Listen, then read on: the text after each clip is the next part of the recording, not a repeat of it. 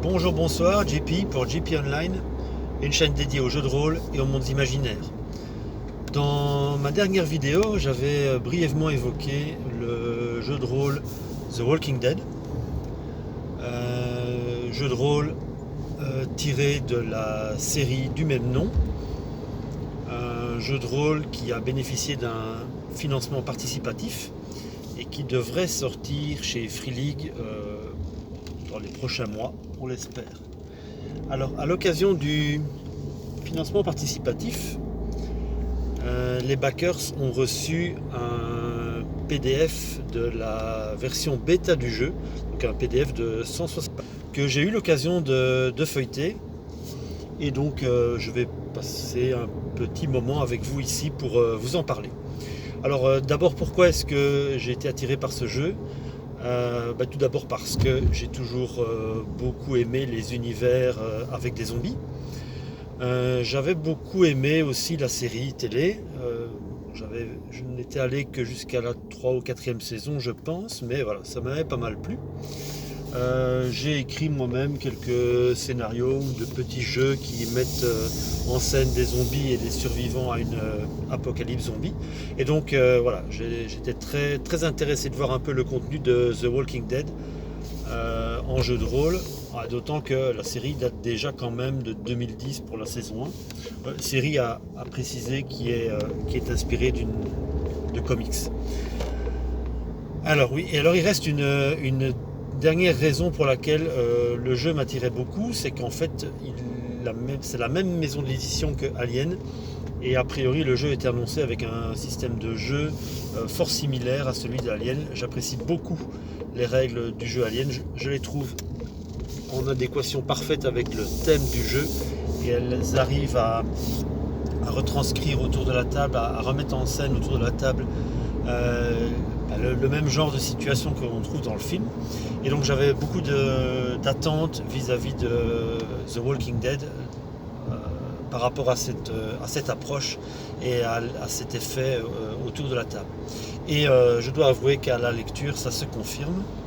Donc je suis en train, ou j'ai terminé d'écrire un petit article que j'ai publié sur mon blog où je parle du jeu, et où vous aurez l'occasion, si vous y allez, de voir des visuels du PDF. Vous pourrez ainsi juger de la qualité graphique du jeu. Alors, très rapidement, le jeu utilise le même moteur que Alien.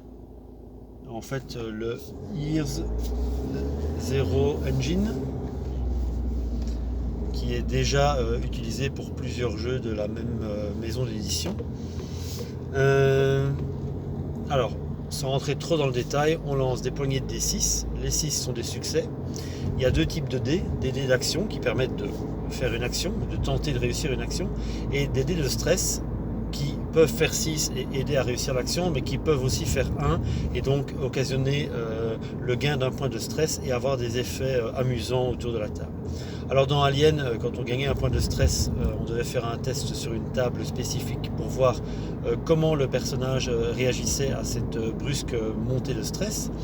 Ici, le gain d'un point de stress, en tout cas d'après ce que j'ai pu comprendre, a un effet sur ce qu'ils appellent le niveau de menace, qui représente en fait le niveau de menace des zombies globalement autour d'une scène. Les zombies sont tranquilles, ils n'ont vu personne, tout va bien. Les zombies vous ont entendu, ils cherchent mais ils ne vous ont pas trouvé. Les zombies vous ont entendu, ont réussi à rentrer là où vous étiez et vous cherchent activement. Ou alors les zombies vous attaquent, vous devez carrément faire face à une horde de zombies. Voilà, il y a différents paliers. A priori, d'après ce que j'ai compris, on décide d'un niveau de menace par scène, donc ça évolue au cours du jeu, et suivant les actions des personnages, le niveau de menace peut fluctuer en adéquation aussi avec le niveau de stress des personnages. Voilà, donc rien que cette mécanique-là m'a persuadé que le jeu The Walking Dead pouvait franchement bien fonctionner autour de la table. Pour l'avoir expérimenté avec Alien, ça marche très très bien. On a peut-être tendance à jeter un peu beaucoup de dés, mais le taux de réussite, vu les règles, n'est pas nécessairement énorme et il y a souvent beaucoup de ratages flamboyants qui donnent lieu à des scènes d'action et un déroulé toujours très intéressant. Donc ça c'est pour le système de jeu.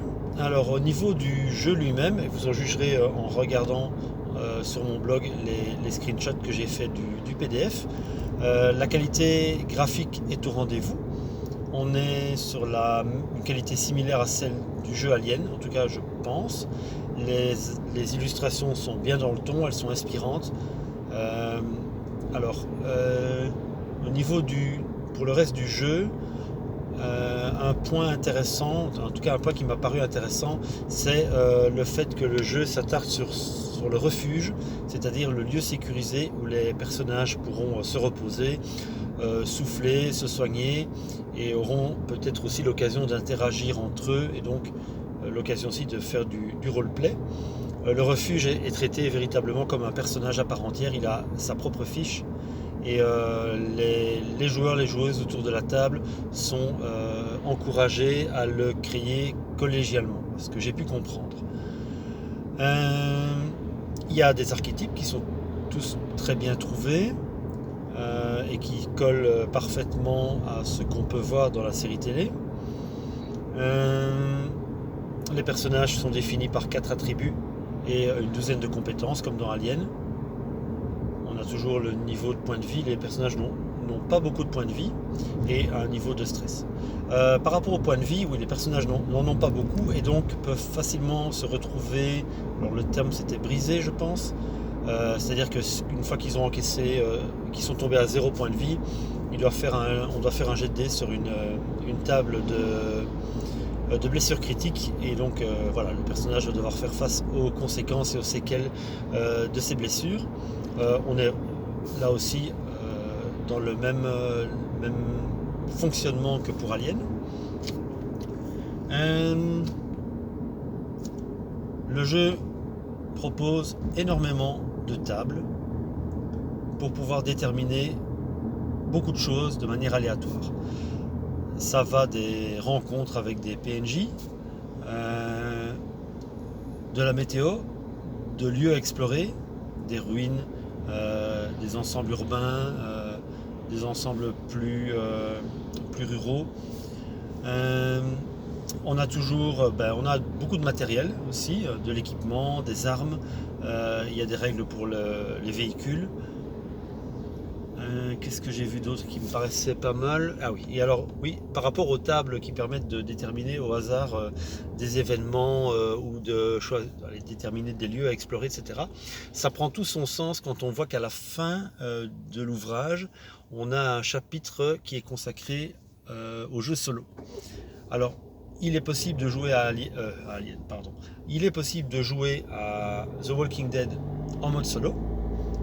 C'est-à-dire soit seul, soit avec d'autres personnes, avec d'autres joueurs-joueuses qui vont incarner des personnages et c'est le livre qui va prendre la place, qui va jouer le rôle de meneur de jeu, les péripéties de l'aventure étant déterminées au hasard en jetant des dés sur des tables d'oracle qui sont les tables qui permettent de générer des événements de manière aléatoire comme on les retrouve dans des jeux solo comme Iron Sword par exemple. Voilà, donc ça c'était pas mal aussi, ça m'a paru intéressant. J'avais expérimenté le mode solo avec Alien, en partie pour me permettre à moi d'apprendre les règles, de les tester et de les apprendre un peu par la pratique en vue de mener des scénarios. Et c'était une chouette expérience. Ici, le mode solo est carrément intégré dans le jeu et proposé dans le jeu. Et ça, je trouve ça vraiment très bien. Ça permet, si vous êtes seul, de jouer seul.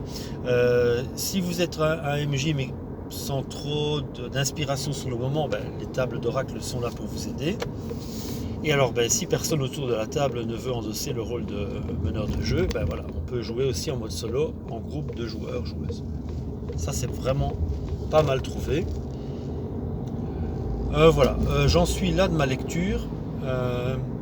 À ce stade, je n'ai pas complètement lu l'ouvrage. Ça ne se lit pas d'une traite évidemment. Je pense avoir fait le tour des points principaux. Peut-être que je regarde un petit peu les effets du stress en plus du fait d'augmenter le niveau de menace. Ça m'a semblé un peu léger. Je m'attendais à avoir une table de folie comme on peut le trouver on peut trouver dans Alien. Je n'en ai pas vu. Il faudrait que je fasse un feuilletage plus approfondi et plus attentif.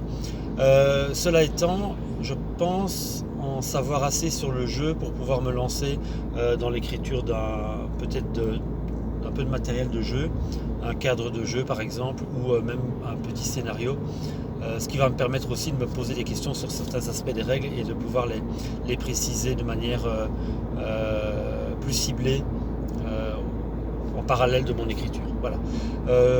Je vais de toute façon faire une traduction de la fiche de personnage. Je pense que c'est le minimum pour se lancer. Et puis on verra. En tout cas, ça me paraît un très bon jeu. Le jeu n'est pas encore sorti, ça je le précise bien. C'est une version, là je n'ai feuilleté qu'une version bêta en PDF que j'ai réussi à récupérer. Je pense bien que quand le jeu sortira en français, en tout cas la boîte de démarrage, s'ils sortent une boîte de démarrage comme elle existe pour Alien, je pense que j'en ferai l'acquisition.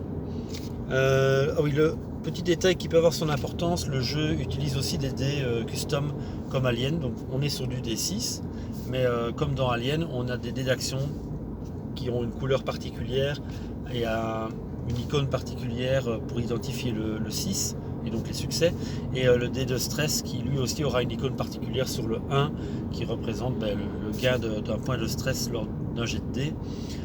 On peut très bien s'en passer comme pour Alien, et là pour le coup je pense que si je me lance dans la maîtrise d'une partie, j'utiliserai les dés que j'avais achetés à l'époque pour du Warhammer, donc les dés Games Workshop, les dés 6 avec la petite tête de mort à la place du 1, qui peuvent très bien faire l'affaire, d'autant que j'ai un set noir, un set rouge et un set bleu, donc voilà, j'ai suffisamment de couleurs de dés différentes pour les différencier, mais voilà, c'est toujours très chouette aussi d'avoir les dés custom, ça ajoute un peu de couleur autour de la table.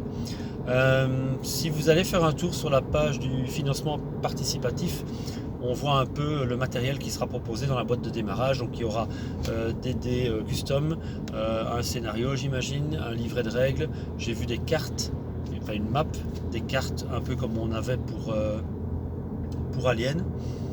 Voilà, c'est encore une fois du beau matériel. Ayant joué à Alien, je ne serai pas dépaysé par rapport au système de jeu. Je pense que la prise en main sera plutôt facile. Là encore, comme pour Alien, il y a beaucoup de règles, il y a des règles de base très simples et puis beaucoup de petites règles qui sont un peu à apprendre et à ajouter au fur et à mesure des parties.